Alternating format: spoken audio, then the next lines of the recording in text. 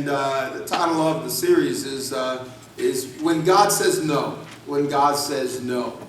I've come to realize that no is not always something that I want to hear. It's not always something that I believe many people want to hear, because we love yeses. We love that everything is a go, everything is fine, green light, you can just do and be, and everything is going to come your way.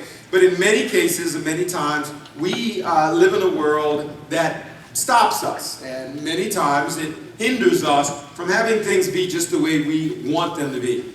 I experienced one of those situations this past week. My wife and I celebrated our 26th wedding anniversary this past Thursday. Amen.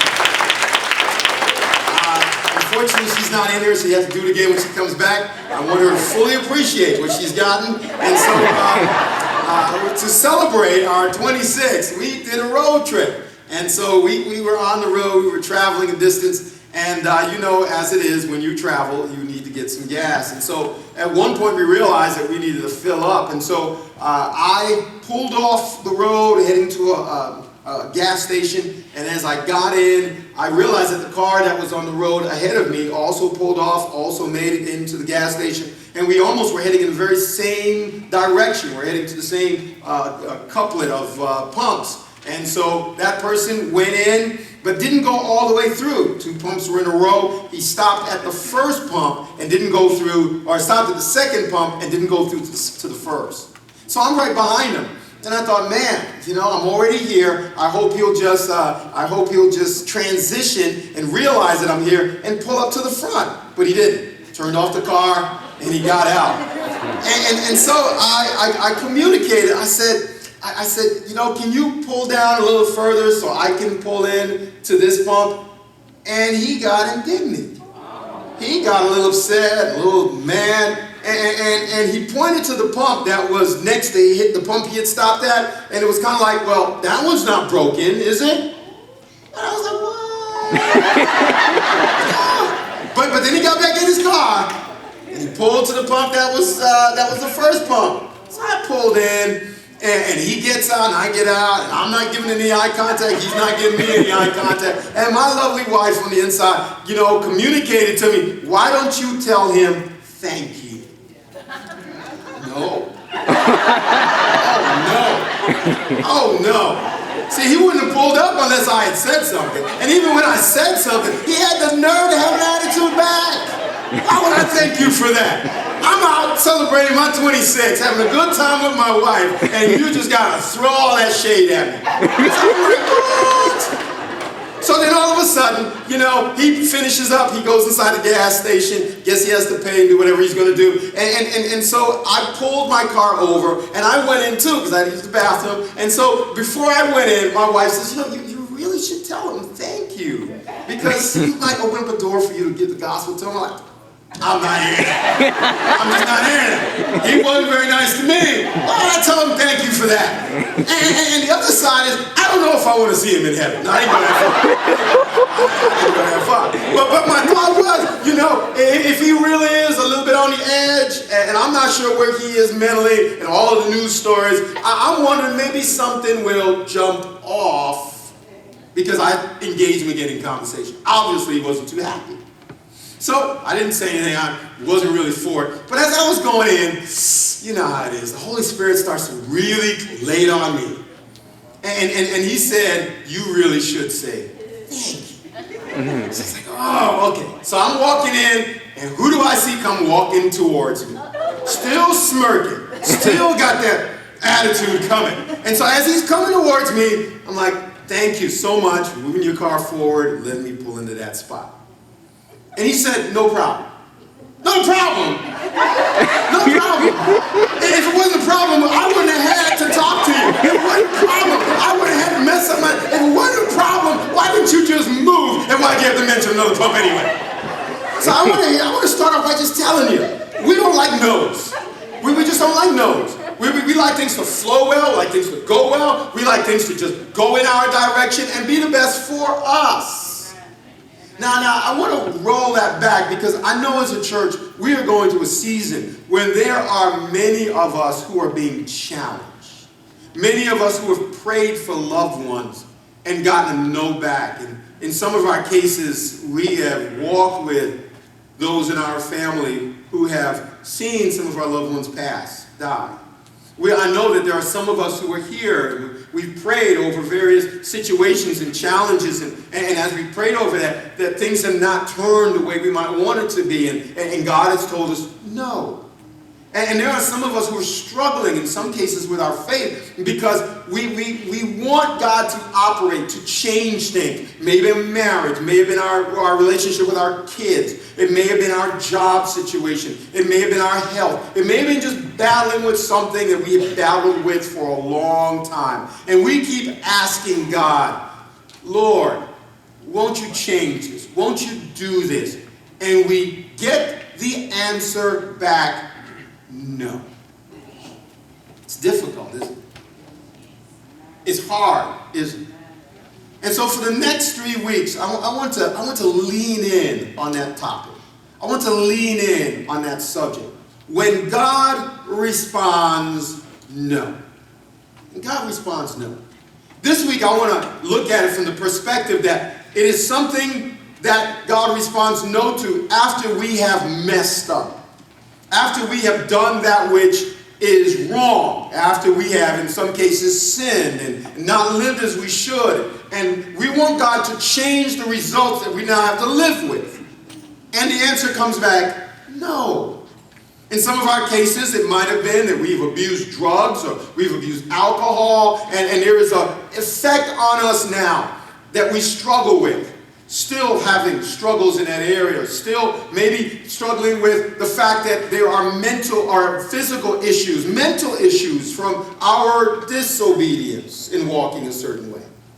For some of us, it might be that we're in a marriage or relationship that we went to, knowing, do not marry someone who does not have the same faith position. Do not marry someone that your whole family and everybody else says is not a good match for you. Do not get involved. And yet we have gone there anyway. And now we are living it out, and we're pleading with God. Either move us out or change this person. And he just seems to be saying no. Some of us who are in a situation at our jobs and we are now there and we've been praying, God, change this person, get me this position, move me to the next level. And the answer comes back, no. But we knew that there were things we did wrong. Some of us have messed up, broken relationships with people because we have lied or we have cheated or we have done things. And the relationship seems to be irreconcilable, not able to be repaired. And we struggle and we call out to God. God, we know you can do this. You have the power to do this. Just like the guy in front of me had the power to move to the next pump, you have the power to change everything. Why no? Why no? So the first week, today we're going to talk about what happens when we mess up. When we do what we know is not right. And we want God to change the effects. And he says no. Next week, we're going to look at the fact that there are times where we haven't messed up, but we crawl out to God and we want God to totally take us in another direction. And so this week, we're going to look at mess up. Next week, we're going to look at the fact of that we have to get up because God has a plan and a pattern for where we are to go. It may not be what we want, but it is what he has desired for the best for us. And then last week, we're going to look at the whole issue of look up. That there are times where things aren't as we would have it to be, and God is going to change us, not the situation. And these are all areas we struggle with, amen? Amen. These are all things we go through, right? Amen. So let's lean in, let's be honest. What happens when we have come to life having done some things that wasn't according with his desire, not having to live through it, and God says, no, just not going to take away the impact, the effects, the negatives. There is a result. So I turn your attention to the book of Deuteronomy, third book in the Old Testament. Deuteronomy is one of the 4 books that Moses has written. He has written Genesis to lay out all that has occurred in history, the beginning of everything. And then he goes through in Exodus, in the transition book, and talks about how God has moved them out of Egypt and moves them into Israel. And then he lays out how he wants to work with these people he has called to his own, to be a nation. And in Deuteronomy, we have Moses now looking back at all God has done. You see, because if you go over to Numbers chapter 27, it has the account of Moses not listening when God had asked him to do something. God had told him to go one more time and provide for his people. He was now the leader. And Moses had heard God clearly say, speak to a rock, because my people need water and they are complaining. And you know, the nation of Israel, they would be complaining and complaining and complaining. And they would never complain to God about God. They would complain to Moses. And the issue was Moses. And Moses was wrong. And so Moses was getting all of this issue and all of this stress and all of this bickering complaints. And after a while, Moses lost it. And so instead of speaking to the rock, it says that Moses took the staff of God and struck the rock in frustration.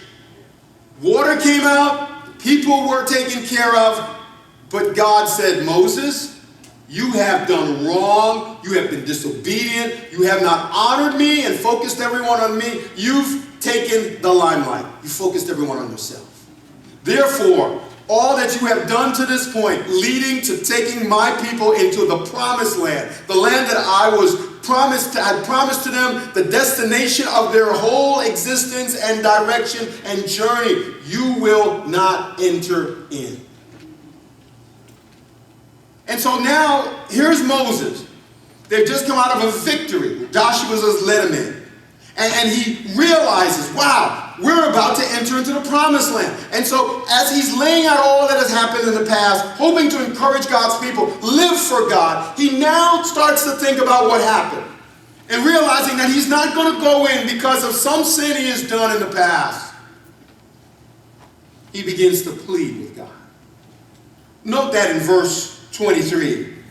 He says, as he's talking to them, trying to get them to live right, not to continue bickering, not to continue fighting with God, he says, I also pleaded with the Lord at that time, saying, O Lord God, thou hast begun to show thy servant thy greatness, verse 23, or verse 24 now, and thy strong hand, for what God is there in heaven or on earth who can do such works as mighty and as acts as thine? Let me, I pray, cross over and see the fair land that is beyond the Jordan, that good hill country of Lebanon. But the Lord was angry with me on your account, and the whole situation, he would not listen to me. And he said, enough! Speak to me no more of this matter. So here's Moses, faithful as he's been, consistent as he's been. He has been loving these people, caring for these people, putting up with these people. Every time they've come and they've complained, he's gone back to God and said, God, don't strike them, don't ruin them, don't devastate them, but continue the work you've done. Even at one point saying, take my own life, but spare theirs. And now, because of his mess up, looking at being on the verge of everything he's worked for, because of that one mess up, God says, no, you cannot go into the promised land. I want to tell you, that's challenging for us to hear, isn't it? Yeah, that's real challenging for me to hear. I remember reading this account, and I'm thinking, oh, Lord, you would have gotten rid of me a long time ago. Because I would have struck not only some rocks, but I struck some people, too. I mean, these people were complaining. We don't have any meat. We don't have any water. We don't have any clothes. I mean, they couldn't because God provided, but it wasn't ever good enough. And he had to carry all of that burden. But he had sinned. But he had sinned. But he did that which God had told him not to do. And in that moment, God said, the answer and the result is a resounding no. He even goes as far as tell him, shut up, Moses. Read that. In verse 26, he says, enough! Do not talk about this again. This is the result. And as I hear that, and I'm sure as you hear that in a society and as a time period, where we are so easy to let things slide.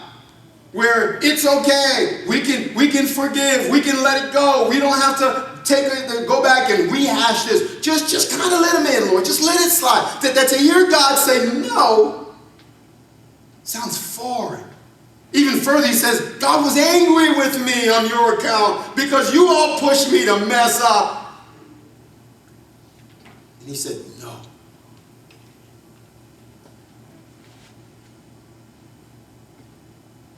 As I laid out the introduction to this, I realized there are some of us who are here and we're struggling in areas of battling our mess-ups or the effects that's on us from someone else's mess-up.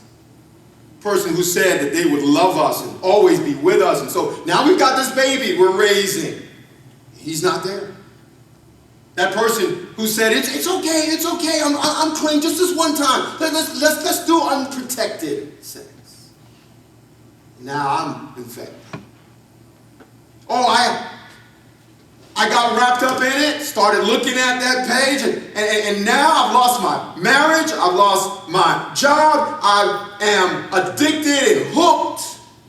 And all I'm asking God is, just make it right, turn it around. You have the power, release me from it. And we say, God, you've got the ability. Why not? Why not? You can do this. Let me lay a standard on you. Please don't miss this. A holy God has holy standards. No, we know that, we read that, we understand that, we come to church and we can say that to each other. But when it hits the real world, when we got to drive it out into Monday, Tuesday, Wednesday, Thursday, Friday, Saturday, come back here on Sunday, the real world, we struggle with that.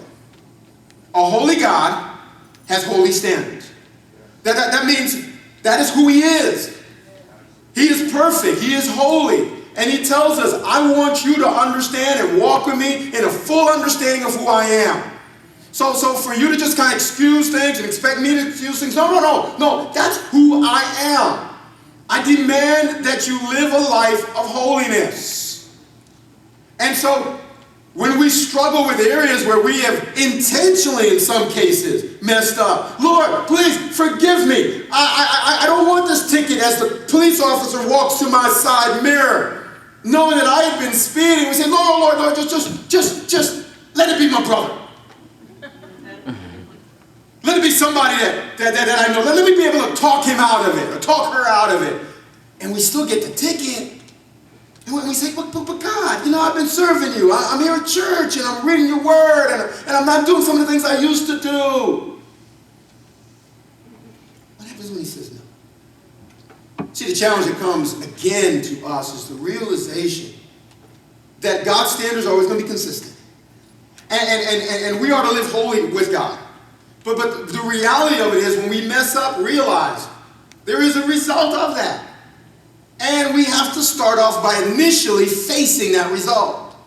See, I love tornadoes. I really don't, but I love the power in a tornado. You hear about its ability to take a stalk of wheat and in the gust of its full power, send that through a tree. You hear about its ability just to rip up homes and all that's in its way. And you say, wow, what incredible power, what incredible strength. But I'm not going to run to hug one. If I know when it's coming, I'm gonna get out of the area. Why? Because I have a healthy respect for the power within. It's the reality of what it is and who it is. And I'm not going to look at the standpoint of saying, hey, I can mess with it and it won't hurt me because, I just have this incredible, fantastic awe of it. It doesn't matter. That's what a tornado is. We see that when we come to God. God says the wages of sin is death. And everybody dies. Why? Because everybody has sinned. It doesn't change. He doesn't do that for some of us who are a little better than others. And when we start this whole question off, we have to come to the perspective of saying, okay, God, I know who you are. And even knowing who you are, I messed up. See, I've messed up. Personally, I'm talking about me now. Even this week, I've messed up. I've done stuff knowing God did not want me to do, but for some reason, it caught me by by its allure. And I know for us, some of us have done that. Some of us have messed up. And it's not sometimes even an allure. Sometimes it's just a habit. But the first step is to understand there is a result for our mess up. And so here is Moses pleading with God. And we're talking about ongoing pleading. It's a repetitious, please God, please God. Oh God, please, you know what I've gone through. You know what I've done. I left the sheep to follow you. I've stood before Pharaoh and been made a fool for you. And now just one mess up. Let me in the land. He's pleading with God. And God says, no. No. So I start there because I know that's where some of us are. I start there with this friend of God in Jeremiah 15 and verse 1. It says, even Jeremiah and Moses came and interceded and pleaded with me to change my mind. I would not change my mind. This is a person who is known for his connection to God. And I start there because there are times where we can come to God and we can almost assume because he says he loves us, Jesus died for us, that we have been faithful in how we serve him, that we're much better than we were, and that we try to be good, that we just think God would never say no. Can I tell you again, a holy God has holy standards. Now I don't want to leave you there. So if you're here and you're like, oh man, this sermon is a downer. I already know I'm a sinner and he just keeps telling me. No, I want you to enter in. Because there's a second part to this account. And there's a second part to this account that I didn't fully get. You see, because at this point I would think, okay, Moses, you messed up. Dry your eyes. Stop sniveling. Just blow your nose. Clean up. Get up. God has said no. Leave him alone. Which I've been there too. And I understand what he's feeling. And you would think at this point God would have said, okay, Moses, just come on, step aside. And Moses would go, bye guys. And he'd go off into the wilderness and die. But look at what happens in the rest of the account. So you got Moses' request from 23 to 26. Or 25. And then all of a sudden God now responds in verse 26. And he comes at him and he says, stop, no more. Moses' request is, Lord, I want to see the land. I want to be in the land. And so God responds in verse 27. It says, go up to the top of Mount Pisgah and lift up your eyes to the west and to the north and to the south and to the east and see it with your eyes. For you shall not cross over the Jordan, but charge Joshua and encourage him and strengthen him, for he shall go across at the head of this people, and he shall give them as an inheritance the land which you will see. Now, don't miss this. There's incredible grace given right there. First of all, Moses' request was to see the land. He should have never gotten the opportunity to even to see it.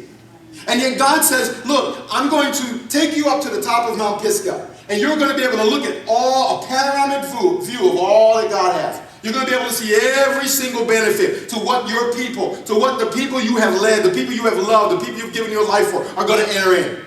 And although you cannot enter in, I want to bless you to at least see it. Don't overlook that fact. God didn't have to do that. God could have struck him dead at the end of the enough. But he says, I want you to go, and I want you even from a distance to experience what these people will experience. That's grace. That's grace. Let me give you part two. The second part of that grace is that he says, now you have one more job to do. I want you to go back down the mountain, and I want you to pour your experience, your life, your love for these people into Joshua. Why? Because he is going to be the one who leads them in the land, but I want you to prepare him. I want you to realize that I love you, and I'm glad for what you have gained in your life. And the experience that you have is not a waste. You now can make him ready to lead the people you love. So you go down and you teach him, strengthen him, encourage him, and then get him ready to do the job he needs to do. Clearly, Moses shouldn't have even been in that position. Why? Because he could have rubbed off on Joshua with his bad anger. But God says, no, I want you to be a part of this. You see, that's grace. That's incredible grace. And you say, no. Grace would be if he gets in the land. No. A holy God has holy standards. He's already said it. He meant it. He's not going in. But God says, I'm going to have you pour your life out into this one. I'm going to have you see where they're going. And I want you to understand, I will bless you even where you are. Now let me give you another principle. I hope you get this. Okay? God's discipline may remove his provisions, but it does not remove his love. Okay? God's discipline may remove his provisions, but it does not remove the passion he has for us, the love he has for us. You see, Moses was not able to get everything he wanted, everything he desired, everything that would have made his world. Lord, I just want you to give me a yes, give me a yes, give me a yes. No. God says, no, you can't enjoy that. But it will not change my love for you. It will not change my ongoing care for you. And you see, the challenge is, for some of us, we're in a situation where we're living with the effect of our disobedience. For some of us, we're living with the aftermath of our going counter to what God wanted. Some of us were living single parenthood when we knew God said, do not walk with someone outside of marriage and have relationships with them. For some of us, we are struggling physically because we've abused our body. And now the after effect makes it hard. And yet we were wondering, well, okay, God, okay, but just remove. And he said, no, I won't. But in the midst of it, I want you to know, my love for you is still certain, is still incredible, but it won't be everything you wanted. Some of us struggling with that. I know it's hard. In a country at a time that says, whatever you want, it's all about you. It's all about you. If you love me, you'll give me what I want. You know that. And we get that way with God. I wanted God. And I'm reading your word, God. I'm praying, God. I'm going to church, God. But if you don't do this, God, I'm not going to do it anymore. I'm just going to stop. I'm just not going to love you anymore. But the reality of it is that, again, God says there is a result for our disobedience. But it does not remove my love for you. Let me show you the incredible part of all this account. Okay? Moses is stopped. By the end of this book, Moses dies. But look with me in the New Testament, Luke chapter 9. Luke chapter 9, Jesus comes on the scene. Jesus is walking with his disciples. Jesus is healing. Jesus is moving. Jesus is touching lives. Jesus is saying, my kingdom is coming. My will is going to be done. And then all of a sudden, one day, Jesus takes three of his disciples, he goes up on a mountain. And as he goes up on that mountain, all of a sudden, he transfigures. He transforms. He becomes bright as the sun. And there are two individuals with him. It's an incredible glimpse of glory. And in the midst of that glimpse of glory, what God is doing, what Jesus is doing in that point in time, it's saying, let me give you just a snapshot of who you're really with. And in that moment, he pulls two individuals back with him. Two of the most incredible individuals in all of the Old Testament. Elijah and Moses. Where are they standing? In the promised land. On the mountain in the promised land. In the land he couldn't go in before. At a time now, and he says in verse 31, it says, who appearing in glory. So that's why I can say, you may not get what you always want. There's going to be an effect to what happens. There's going to be a challenge in your world because of our mess up. But can I tell you, he has not lost his love for you. He's not given up on you. And there is still glory that is going to touch your life if you will just realize it ain't all over. And so the one who couldn't enter on his timeline entered on God's. The one who couldn't get there earlier came right on time. And when he enters into that moment, he touches ground on that which he couldn't even touch before.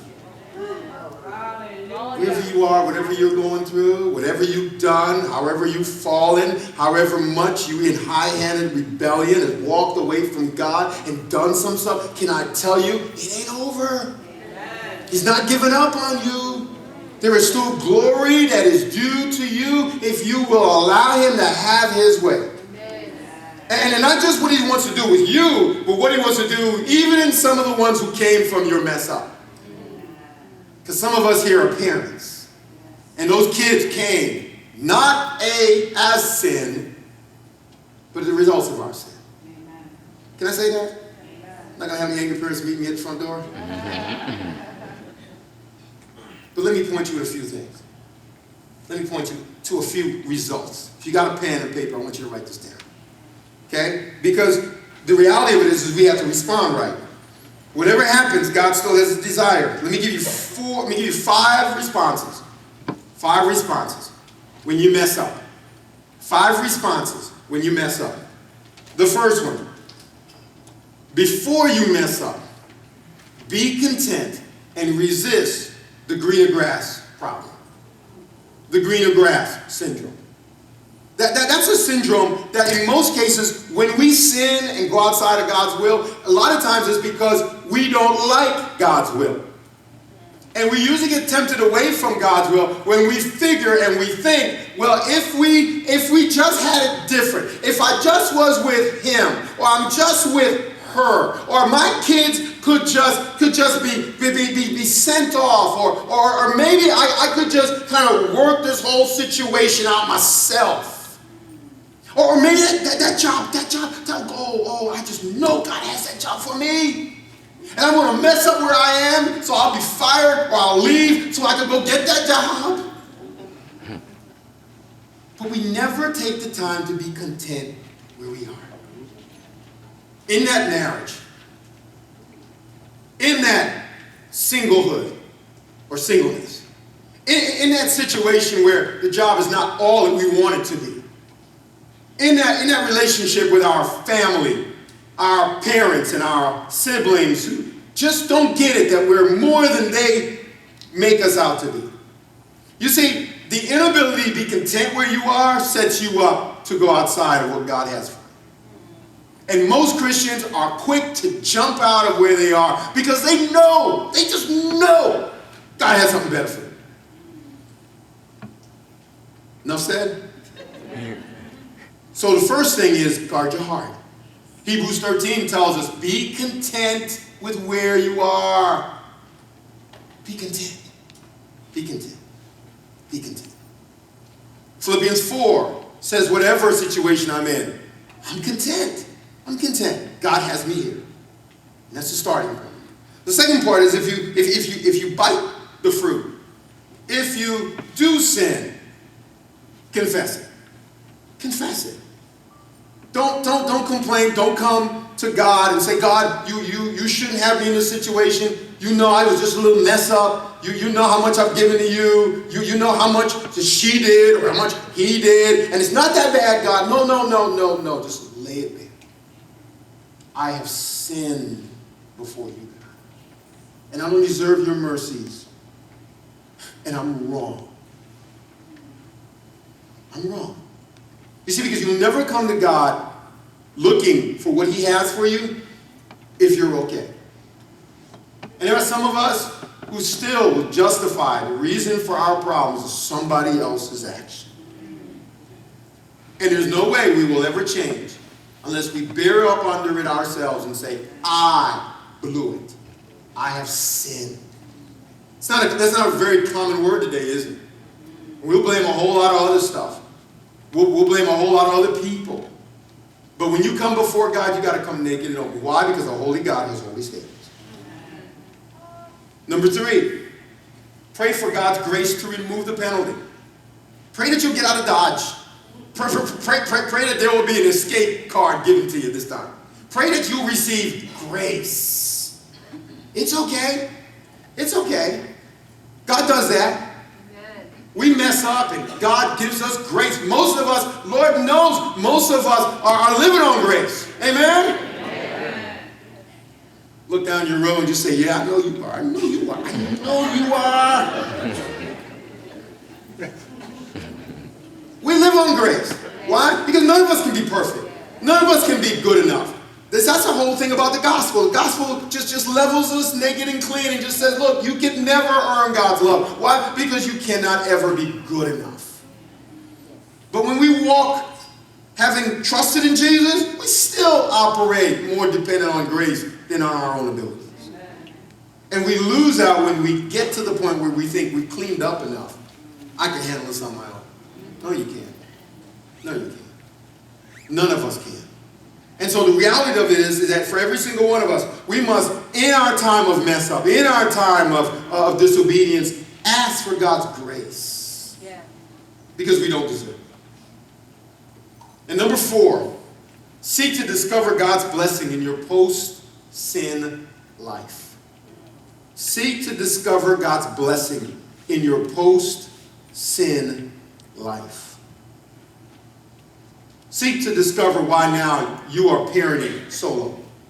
Why now you've got this child. Seek to discover what God wants to do. Seek to discover how your mess up has now placed you somewhere and realize God could even meet you there and use you there. Seek to find out, okay, God, what would you have for me just right where I am? Seek and look. It's amazing. Moses is pleading, God, let me see, let me see. God says, no. No! And yet, he's still able to see. Yet, he's still able to prepare the next leader. Why? Because in the midst of where he was, there was always still a gracious God. So what has he got you working with that you really didn't deserve? Where does he have you working at that you really didn't earn? And before you totally give up on where you are and you're mad at God and I wouldn't have this if it wasn't for you, God, and you can remove this, God, and why did you have to say no, God? Just say, okay, God, show me. Show me. It's not where I want to be. I could never see myself here before, but it's where you got me. Show me what your blessings are. And then the final one, number 5, is be thankful. Be thankful. Give thanks through faith. Give thanks through faith.